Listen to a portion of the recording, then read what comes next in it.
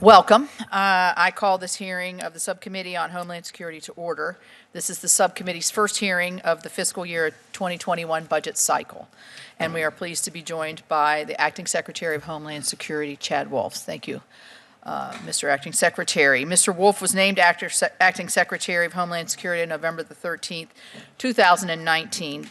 Prior to taking on this very challenging task, he developed and coordinated strategies and policies that advanced the Homeland Security mission and protected the American public through his leadership role in the Office of Strategy, Policy, and Plans. Mr. Wolf is a recipient of the U.S. Secretary of Homeland Security's Distinguished Service Medal for his initiatives to counter domestic and international terrorism and safeguard American interests throughout the duration of his career at the department. So thank you for that. I'm glad to be joined by our subcommittee's ranking member, Senator Tester. We are continuing to consider, or beginning to consider actually, the fiscal year 2021 budget requests and look forward to further insight today from you, Mr. Secretary. Very pleased to be joined by the ranking member of the full committee, or the Senator Leahy as well. In the fiscal year 2021, I hope to build on the progress made in the fiscal year 2020 bill, which was enacted on December the 20th, 2019, on a broad bipartisan basis. Our 2020 bill provided a total of $50.46 billion in discretionary funding and included several significant investments that will shape and protect the homeland for years to come. It provided billions of dollars to support border security, including funding for a border wall system, sensors and cameras, humanitarian care requirements, and health, life, and safety issues, all at existing Border Patrol facilities. It provided more than $22 billion for FEMA to support disaster relief efforts and state grant programs. It provided additional funding for the Office of Targeted Violence and Terrorism Prevention to combat emerging threats. It funded the deployment of aviation security equipment, which I actually saw myself at TSA headquarters, designed to enhance global threat detection capabilities and increase efficiencies for our travelers. It included billions of dollars to ensure that the men and women of the U.S. Coast Guard have the operational capacity to carry out their domestic and overseas missions. Prioritized funding for election security, certainly in 2020 it's critical, and provided funding for greater cyber threat analysis and response capability in federal, state, local, tribal, and critical infrastructure networks. It provided millions of dollars to develop a detection system for small nuclear material, smuggled narcotics, and conventional explosives. It also included funding in grant support for missing and exploited children investigations. But one of the things I'm most proud of that's in that 2020 bill, because it's so critical to me and my state, is the continuing efforts of the department to combat the opioid and methamphetamine crisis. Our state of West Virginia is acutely affected by this challenge. It is promising to see that the investments made by the first bill in 2019, the subsequent bill in 2020, have had some tangible impacts. And some of these previous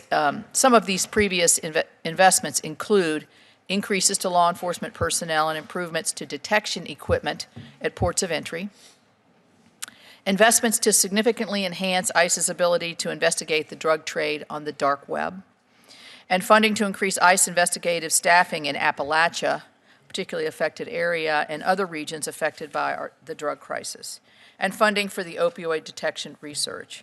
These are real investments that will make a significant difference, and we plan to continue to work with you to make sure these investments are put to good use.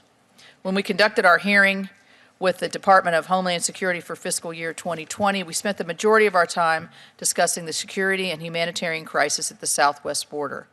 At that time, the border crisis was receiving a great deal of attention, and rightly so. After billions of dollars of investments through a supplemental appropriations and our FY 2020 bill, I can say that the intensity of the situation at the border has diminished, but challenges obviously still remain, with tens of thousands of apprehensions every month and tons of tons of seizures of contraband. We helped provide what was needed at the border, but at the same time, we as a subcommittee did not lose sight of the department's many other critical missions throughout the duration of the crisis, and I'm just named some: counterterrorism, trade enforcement, human trafficking, maritime security, opioid and drug interdiction, presidential protection, cybersecurity, infrastructure protection, emergency management, continuity of government, immigration services, law enforcement training, countering weapons of mass destruction, state and local information sharing, and most recently supporting efforts to contain the coronavirus, just to name a few. I know going forward we'll remember the role that this subcommittee plays in enabling and scrutinizing all of the missions of the department. As we are discussing all the department's missions, I'd like to note the budget proposals to shift the Secret Service out of the Department of Homeland Security. As you know, and as I feel, the Secret Service is a critical component of the department and conducts important missions across our nation, and I look forward to better understanding this proposal. Given all of the department's critical needs, I am again disappointed that many parts of this budget request are not grounded in reality, including, 1, assuming that the appropriate committees of Congress will authorize new revenue. 2, assuming that the appropriate committees of Congress will restructure FEMA grants and that the Appropriations Committee will agree to cut these grants by $750 million. And 3, failing to annualize many of the critical bipartisan security-related activities that we funded in FY20. These funding gaps allow the department to propose spending money that it does not have, throwing a massive bill on our laps and making our job harder. Congress is not afforded the luxury of ignoring reality and pushing think tank-like concepts when it enacts appropriations bills. While the practice of digging budgetary holes and expecting Congress to fill them may prevent the department from making tough choices at the time that the budget is presented, it actually reduces the department's influence over the final outcome.